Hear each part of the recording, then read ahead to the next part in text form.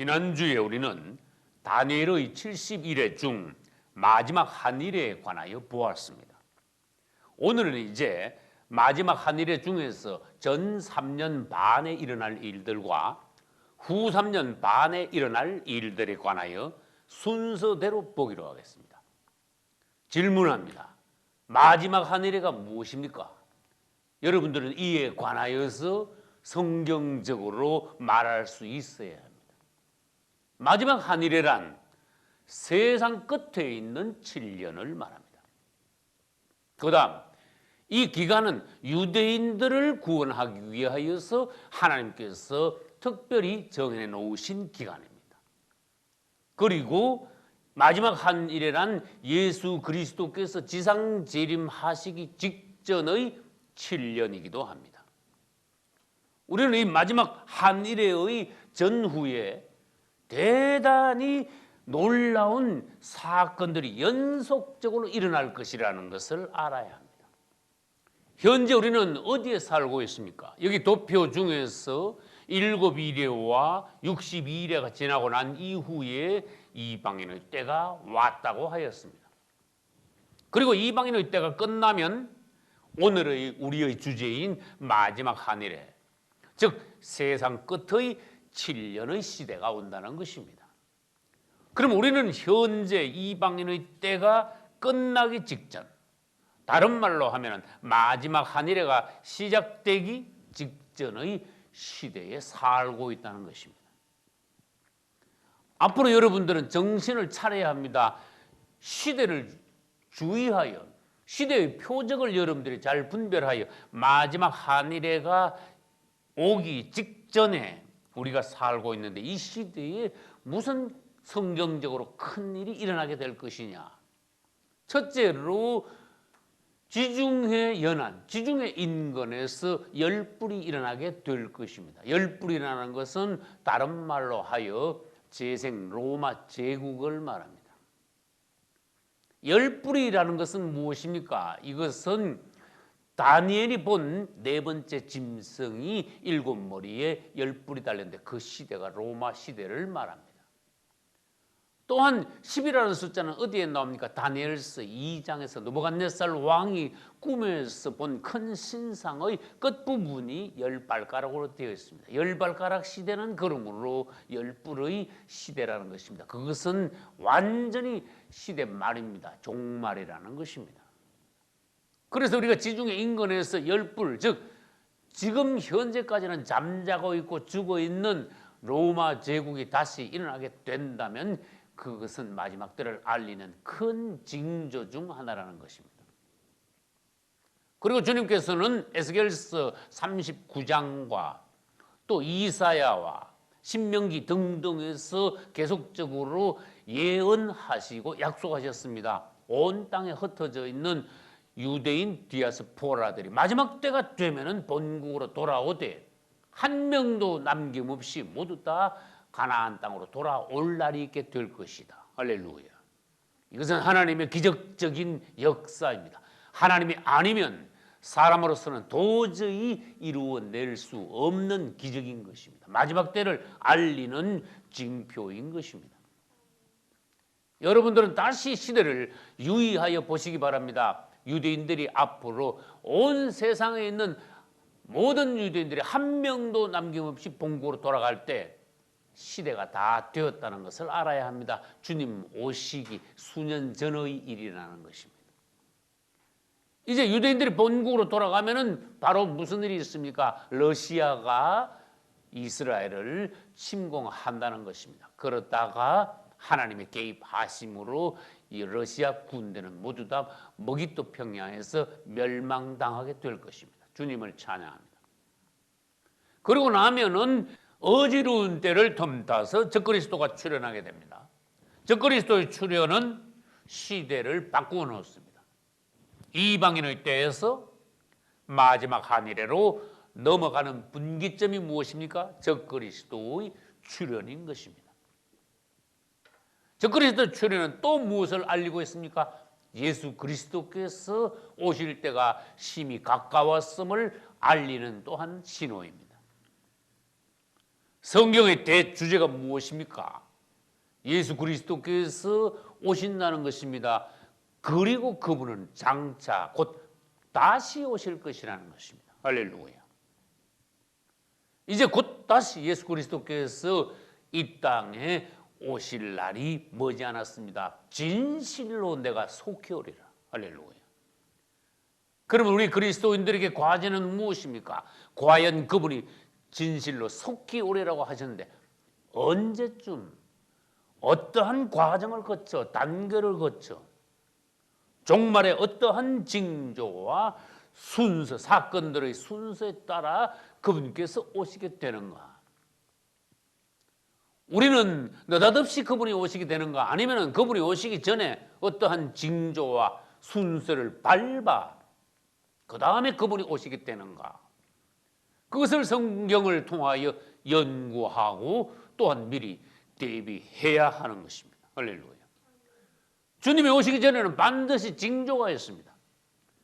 주님이 오시기 위하여는 어떠한 사건들이 먼저 일어나야 합니다. 그것이 지금까지 말씀드린 것입니다. 그리고 또 전 3년 반과 후 3년 반에 어떠한 일들이 연속적으로 일어나며 주님께서 공중재림과 지상재림을 하시게 되는가? 성경에서 모두 다 말씀해 놓으셨습니다. 우리는 그것을 알아내야 합니다. 할렐루야. 이제 전 3년 반 중에 일어날 일들을 먼저 보겠습니다. 아까도 말씀드렸듯이 적그리스도가 출현하면은 마지막 하늘에 즉 전 3년 반이 시작이 됩니다. 적그리스도가 출현하면은 누가 함께 나타나느냐? 반드시 거짓 선지자가 같이 나타납니다. 적그리스도에 관해서는 요한계시록 13장에 가장 많이 기록해 놓았습니다. 그 다음 요한계시록 17장, 다니엘서 7장, 8장, 9장에 적그리스도에 관하여서 기록해 놓았습니다. 그리고 여러분들은 계시록 17장 3절을 유의해서 보셔야 합니다. 계시록 17장 3절에는 큰 엄녀라는 여자가 붉은빛 짐승을 타고 등장한다고 하셨습니다. 여기서 큰 엄녀와 붉은빛 짐승은 바로 적그리스도와 거짓 선지자가 하나가 되어 이 땅에 나타난다는 것을 말씀해 놓고 계시는 것입니다. 그러면 적그리스도가 등장하면은 하는 일이 무엇입니까? 전 3년 반의 초기에 적그리스도가 사실 가장 먼저 하는 일은 이스라엘 등과 7년 평화 조약을 맺는 것입니다. 그가 한 일해 동안 그가 많은 사람으로 더불어 한 일해 동안 언약을 굳게 정하겠고 그것이 다니엘서 9장 27절의 첫 부분의 말씀입니다. 그가 많은 사람으로 더불어 적그리스도가 유대인 등과 더불어 7년 평화조약을 맺게 된다고 하셨습니다. 그 7년 평화조약이 무엇입니까? 7년 평화조약을 맺음으로써 그때부터 마지막 한일회가 시작된다는 것입니다. 세상 끝에 있는 7년이 그날부터 시작된다는 것입니다. 이제 그때부터 시작하여 참으로 이 땅은 마지막을 향하여서 놀라운 사건들이 계속 일어나게 된다는 것입니다. 인류 최후의 7년. 우리는 정신을 차리고 그때가 오는 것을 미리 알고 있어야 합니다. 적그리스도가 등장하면 영안이 열려있는 거듭난 깨어있는 성도들은 그를 바로 알아낼 수 있습니다. 그러나 아무리 그리스도인이라고 하지만은 영분별이 없고 깨어있지 못한 성도들은 그가 등장해도 저게 누구냐 알아볼 수 없다는 것입니다. 심지어 가짜 종들은 적그리스도가 나타나면은 그에게 성도들을 갖다가 붙이는 그런 마귀적인 역사를 하는 것이 가짜 종들입니다. 특히 어떤 종교는 전 세계 모든 교우들을 적그리스도에게 갖다 붙이게 될 것입니다. 우리는 깨어 영안이 열려 적그리스도가 나타나기 전에 미리 알아야 하며 그가 나타났을 때 바로 볼 수 있어야 합니다. 이겨야 합니다. 할렐루야. 그다음 적그리스도는 나타나면은 이스라엘 등과 7년 평화 조약을 맺을 뿐만 아니라 예루살렘에 현재 남아있지 않은 성전을 짓게 할 것입니다. 이스라엘에 지금 성전이 있습니까? 없습니다. 예루살렘에 성전이 지금까지 역사적으로 3번 지어졌습니다. 그러나 3번 다 무너졌습니다.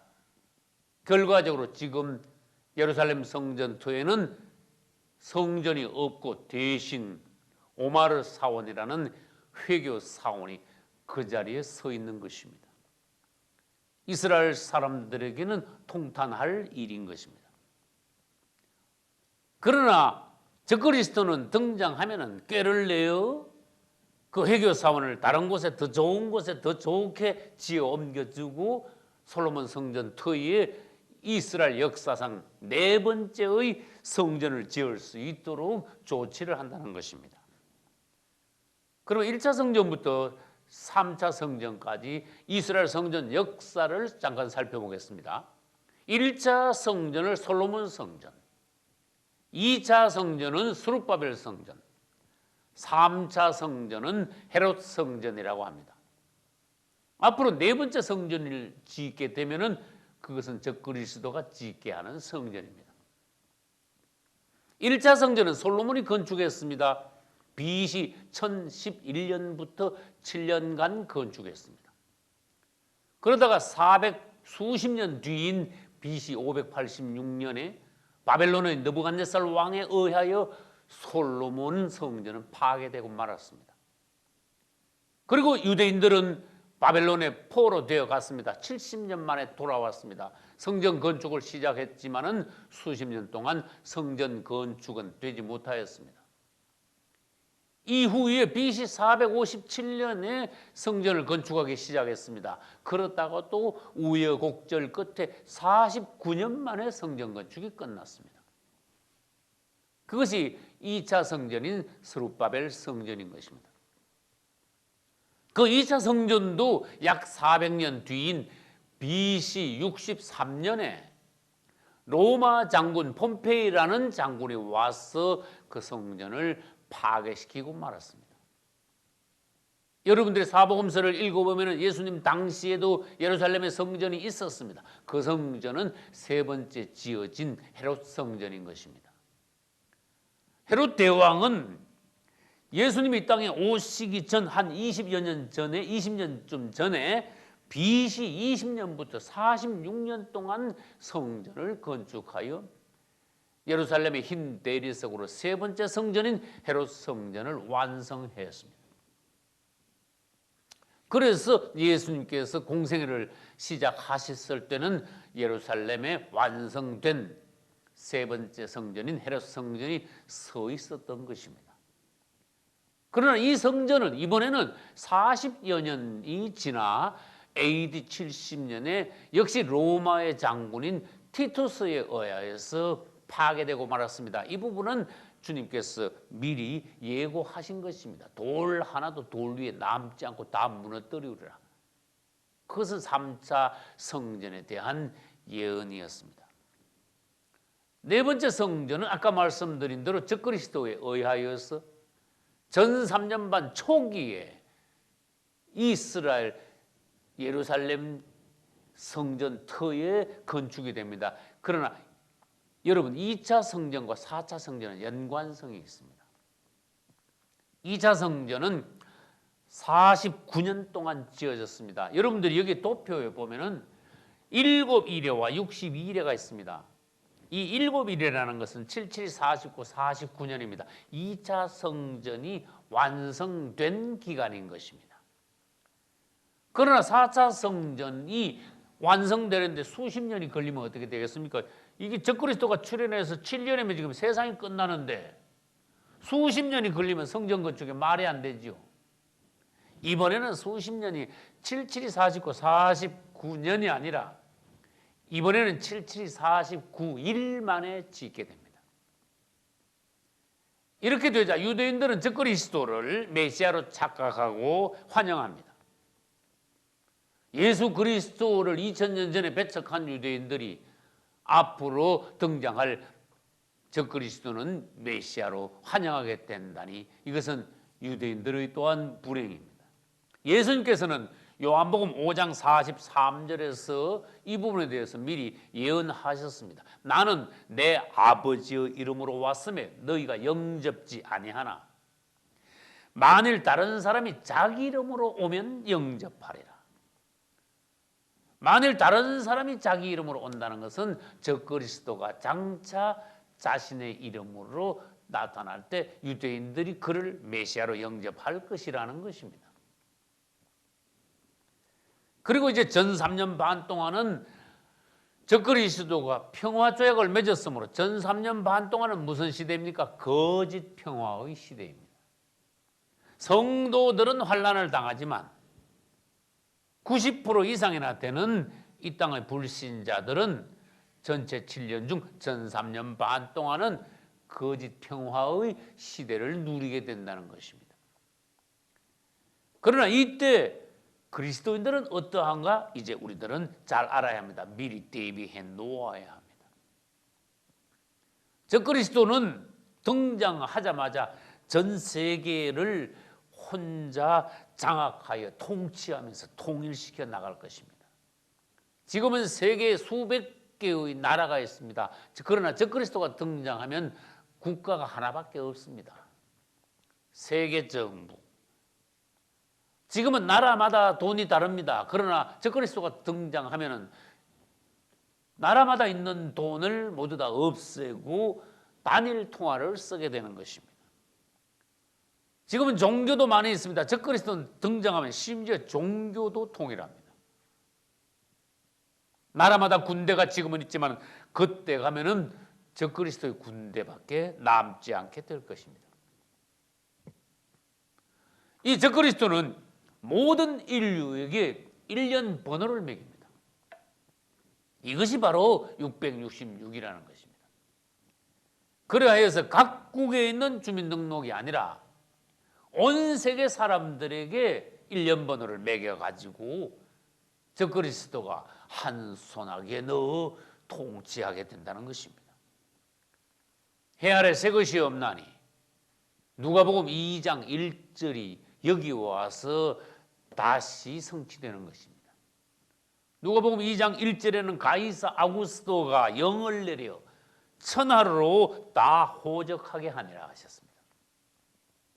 가이사 아구스도는 로마 황제입니다. 적그리스도 역시 로마의 마지막 황제입니다. 가이사 아구스도가 천하로 다 호적하라 했습니다. 적그리스도가 나타나면 모든 인류에게 1년 번호를 매겨 주민등록 제도를 새로 만들게 되는 것입니다. 그리고 아까 말씀드렸죠. 666이라는 것은 사회적으로 신분을 나타내는 표이기도 하지만은 현금과 수표와 카드를 다 없애고 오른손이나 이마에 666표를 찍어 그것으로 돈 역할을 하게 한다는 것입니다. 경제 활동을 하게 한다는 것입니다. 이것을 계시록 13장 16절로 18절에 주님이 말씀해 놓았습니다. 저가 모든 자의 오른손이나 이마에 표를 받게 하고 이 표를 가진 자 외에는 매매를 못하게 하니라. 지혜 있는 자들은 이 짐승의 수를 세어보라. 이것은 사람의 수니 곧 666이니라. 사람의 오른손이나 이마에 적그리스도가 등장하면 표를 찍게 합니다. 현금과 수표와 카드를 다 없앱니다. 그러나 666표 받기를 누가 거절합니까? 거듭난 성도들은 거절합니다. 그러므로 성도들이 전 3년 반 동안에 환난을 당하게 되는 것입니다. 다시 말합니다. 전 3년 반 동안에는 성도들이 환난, 후 3년 반에는 불신자들이 환난, 중간에 가면은 유대인들이 야곱의 환난을 당하게 되는 것입니다. 초대교회 시대에 여러분들이 사도행전 2장과 4장에 보면은 공동생활하는 것이 나옵니다. 또한 해 아래 새 것이 없나니. 마지막 때 가면은 성도들이 공동생활을 하다가 공동생활이 끝날 즈음에 예수님께서 공중 재림하시고 성도의 환난을 통과한 거듭난 성도들이 휴거되는 것입니다. 주님을 찬양합니다. 이것이 전 3년 반 중에 있을 일입니다. 그 다음 아까 말씀드렸듯이 마지막 하늘의 중간 지점에 가서 무슨 일이 있습니까? 7년 평화조약을 맺은 후에 1260일이 되면 중간 지점에 옵니다. 전 3년 반은 1260일입니다. 후 3년 반도 1260일입니다. 1260일이 되는 그 시점에서 적그리스도는 갑자기 7년 평화조약을 파기해 버립니다. 그것은 다니엘서 9장 27절에 있습니다. 그리고 난 뒤에 이스라엘 사람들이 예루살렘 성전에서 하나님께 제사 드리고 예물 드리는 것을 금지시킬 것입니다. 그것도 역시 다니엘서 9장 27절에 있습니다. 그가 그 일의 절반에 제사와 예물을 금지할 것이며, 일의 절반입니다. 예루살렘 성전에서 드리는 제사와 예물을 금지합니다. 그 대신에 무엇을 세웁니까? 예루살렘 성전에 적그리스도의 우상을 세웁니다. 다니엘서 9장 27절에서는 적그리스도의 우상을 미운 물건이라고 했습니다. 미운 물건이 날개를 의지하여 서게 된다. 마태복음 24장에서 예수님은 또다시 말씀하십니다. 너희가 다니엘의 말한 바 멸망의 가정한 것이 거룩한 곳에 선 것을 보거든, 그렇게 말씀하셨습니다. 이 예루살렘 성전에 적그리스도의 가정한 우상이 서게 되는데 그것은 유대인들에게 또한 환난을 예고하는 것입니다. 계시록 13장 14절에도 특별한 말씀이 있습니다. 짐승을 위하여 우상을 만들라. 적그리스도는 결국 자신을 위하여 우상을 만듭니다. 경배를 강요합니다. 그러나 유대인들이 모두 다 우상 경배를 거절합니다. 결과 적그리스도와 유대인들 간의 전쟁이 일어납니다. 유대인들은 대패합니다. 많은 유대인들이 죽어버립니다. 많은 유대인들이 적그리스도에 의하여서 죽임을 당하는 장면과 도망하는 장면이 계시록 12장 6절과 14절에 있습니다. 이것을 아까 말씀드린 대로 야곱의 환난이라고 말하는 것입니다. 오늘 우리는 마태복음 24장 9절부터 시작하여 31절까지 읽었습니다. 그중 마태복음 24장 9절에도 환난이라는 단어가 나오고 21절에도 환난이라는 단어가 나오고 29절에도 또 환난이라는 단어가 나옵니다. 마태복음 24장에 환난이라는 단어가 3번 나오는데 이 환난은 모두 다 다른 것입니다. 제일 처음에 나오는 9절에 나오는 환난은 성도의 환난이며 21절에 나오는 환난은 야곱의 환난, 이스라엘의 환난이며 29절에 나오는 환난은 대환난인 것입니다. 성도들은 666 표박기를 거절함으로 적그리스도로부터 성도의 환난을 당합니다. 이스라엘 사람들은 우상에게 경배하기를 거절함으로 적그리스도로부터 야곱의 환난을 당합니다. 그리고 불신자들은 하나님의 복음을 받아들이기를 거부함으로 대환난을 당합니다. 하나님과 적그리스도로부터 대환난을 당합니다. 이제 후 3년 반에 들어가면 어떻게 됩니까? 유대인들이 도망하여 하나님께서 예비하신 도피처에서 회개하고 예수 그리스도를 그때야 영접하게 됩니다. 할렐루야.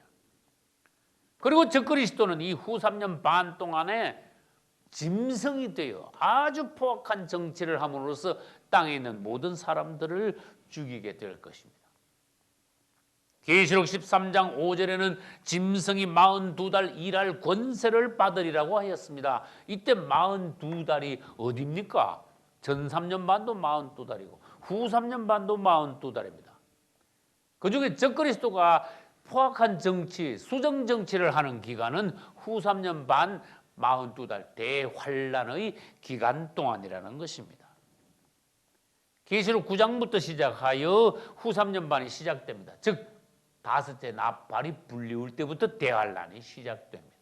그리하여 계시록 16장에 가서 마지막으로 7 대접이 부어지면 대환란은 끝나게 되는 것입니다.